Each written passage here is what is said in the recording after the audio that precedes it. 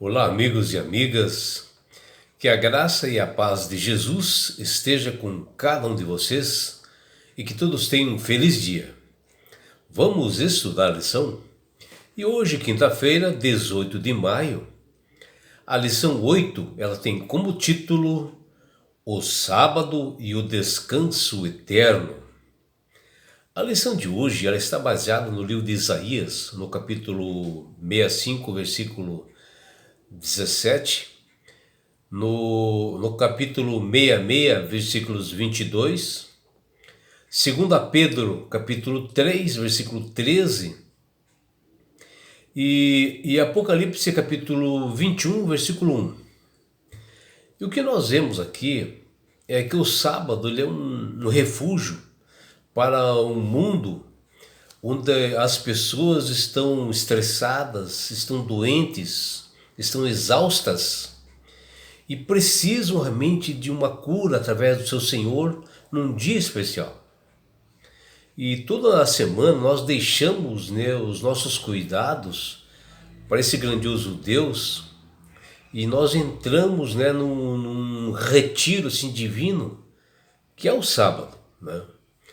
E o mesmo Deus que criou o céu, a terra, o mar, as fontes das águas, criou o universo, ele irá recriar novamente a terra depois do pecado, depois da volta de Jesus, para que nós tenhamos assim, uma terra saudável. E o sábado, ele continua sendo um símbolo eterno dele, Deus como criador e mantenedor deste universo. Está lá em Isaías 66, 23. E ao longo da história humana, sempre existiram os observadores do sábado, entre aquele que é o professo povo de Deus, mas o número de observadores ele oscilava assim de acordo com o predominante grau de aceitação ou rejeição da palavra de Deus. E no Antigo Testamento nós encontramos ali, por exemplo, o cativeiro no Egito, onde o povo estava exilado lá no Egito. E nesse período também de pré-exílio, ele caracterizava assim a observância do quarto mandamento, o sábado. Mas só que as pessoas eles negligenciavam muito nesse período de exílio. As pessoas tinham assim, uma grande apostasia, e deixavam de observar esse quarto mandamento. Está em Êxodo 5,16, Amós 8, versículos 4 e 6, e Ezequiel capítulo 20, versículos de 1 a 44.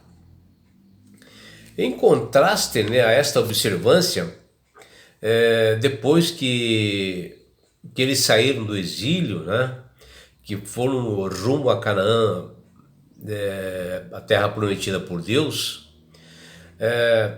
foi novamente restaurado essa observância do sábado, e justamente no período onde que Deus acompanhava mais esse povo. E foi uma experiência onde eles tiveram o maná caindo do céu, e que ele só caía até na sexta-feira, e no sábado não caía, e as pessoas ajuntavam na sexta-feira para que eles pudessem fazer as suas refeições no sábado. E aqueles que pegavam uma porção maior, aquele maná ele apodrecia. Veja como Deus realmente ele programava realmente isso, E as pessoas observavam o sábado, sabiam que aquilo lá era de Deus. E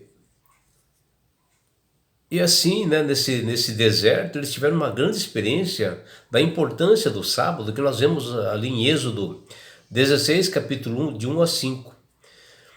E na reforma pós-exílica, após o exílio, empreendida lá por Neemias, o povo voltou a observar o sábado, porque Neemias ele pregou firmemente para que as pessoas observassem esse dia. Está lá em Neemias capítulo 13, versículos 15 a 22. Porém, no período pós, né, apostólico, né, que foi marcado assim por um profundo e duradouro abandono assim do sábado do Senhor, também pela imposição, né, da igreja para que observasse o domingo, né, que era antibíblico, né, que eles colocaram o domingo no lugar do sábado, que fala lá em Daniel 7:25, Atos 20, versículos 29 a 30. Também nós observamos ali que houve um período de não observância do sábado, né? E o processo atingiu seu clímax assim, durante aqueles 1260 anos proféticos, né, através de Daniel, no capítulo 7, versículo 25, onde ali houve uma supremacia papal, e que também fala em Apocalipse 11, 2, 3, e Apocalipse 12, 6, e Apocalipse 13, 5, que estendeu-se, né, desde 538 depois de Cristo até 1798, com o término dessas profecias das 2300 tardes e manhãs, que se aproximando de 1844, eles começaram a observar novamente o sábado. Que tudo isso foi previsto, né, pelo profeta Daniel, que só foi observado o sábado novamente lá em 1844, né, após a prisão do Papa, né? E assim a verdade integrada, né, do santuário, incluindo o sábado, começaria a ser restaurada mais definitivamente, né? E Daniel fala lá no capítulo 8, versículos 14. E o sábado passou a ser reconhecido assim como um mandamento moral, enriquecido assim por uma nova dimensão escatológica e com relevância, né, para o tempo do fim. E as pessoas passaram a entender a importância que o sábado tinha, que era um refúgio para as pessoas, né, que Deus estava dando, para que elas parassem um pouco das suas atividades, né, que estava dando doenças para elas, né? E no mundo de hoje também as pessoas estão estressadas, estão doentes, por justamente não observarem o sábado, um dia de descanso, né? Um dia que o Criador nos dá para fazermos isso. E Deus tem um relacionamento nesse dia muito especial com as pessoas. E assim nós aprendemos, né, a nós assim deixarmos, né, as nossas coisas, né, do mundo toda semana, e nós entrarmos nesse retiro divino no sábado. E o sábado ele é tão importante que até um judeu chamado Abraham Heschel, um escritor, ele chama o sábado de um palácio no templo. E vejam, né? O sábado ele não foi feito para os judeus, como alguns dizem, né? Porque o sábado ele foi feito antes da fundação do mundo, onde ele era observado do céu, ele era observado no jardim do Éden por Adão e Eva. Isto muito antes, né, da criação do povo judeu e do povo existir. Porém, hoje, os melhores observadores do sábado, né, são os judeus que param todo Israel a todo momento, que observam. O alimento deles desse dia, na sexta-feira, é preparado. Eles são, nesse ponto do sábado, eles são os maiores observadores e param para adorar o Senhor. E a cada sétimo dia, né, o sábado, o Palácio Celestial de Deus, ele desce para a terra para uma grande festa de adoração. E o Senhor convida todos nós nesse dia para a glória da sua presença, para nós o adorarmos. E nesse período literal assim de 24 horas de comunhão, a fim de nós passarmos um tempo de íntima relacionamento, de adoração com esse grandioso Deus. E esta terra em que nós vivemos está toda degradada, né, decadente, né, e cada vez mais está piorando, justamente pelo pecado. E ela será restaurada por Deus, que irá recriá-la novamente. A esse dia, o sábado será um símbolo eterno de Deus como Criador. E a compreensão do sábado como sinal eterno está intimamente relacionada ao tema das alianças entre Deus e o seu povo escolhido, que ele Deus, fazia. Uma breve análise desse tema revela que cada aliança tinha um sinal específico, né? Por exemplo, o arco-íris foi posto como sinal da aliança eterna de Deus com Noé e todos os seres viventes, né, sobre a terra, de que jamais ela seria destruída outra vez pela água, né? Que está lá em Gênesis 9, versículo 9 a 17. E Deus estabeleceu essa circuncisão também como sinal do povo de Israel, da sua aliança perpétua também. É um outro sinal, uma aliança com Abraão e seus descendentes, ou seja, com o povo de Israel. Está lá em Gênesis capítulo 17, versículo 9 e versículo 14, e Levíticos capítulo 12, versículo 3.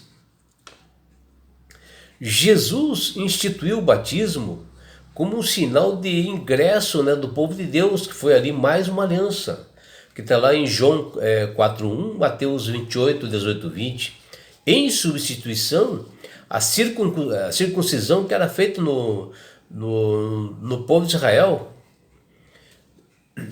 Mesmo que alguma dessas alianças, qualificadas como eternas ou perpétuas, tanto elas quanto os outros sinais relacionados a ela, foram instituídas em algum momento da história humana, justamente após o pecado. E como sinal para sempre dessa aliança perpétua de Deus com todos os seres humanos, o sábado provém dessa eternidade, que diz lá Gênesis capítulo 2, versículos 2 e 3. E avança, né, rumo à eternidade, que fala lá em Isaías 66, 22 e 23, permeando, né, em todas as demais alianças bíblicas, sem se limitar a nenhuma delas, né? Porque o sábado foi criado justamente para a eternidade, porque no céu também nós observaremos o sábado. E dentro da Bíblia possui selos, né? O selo de Deus e o selo da besta, duas marcas que são a de Deus e a marca da besta. E conforme Isaías 8,16 e Ezequiel capítulo 20, versículos 12 e 20, o selo de Deus, o sinal de Deus, a marca de Deus é o sábado.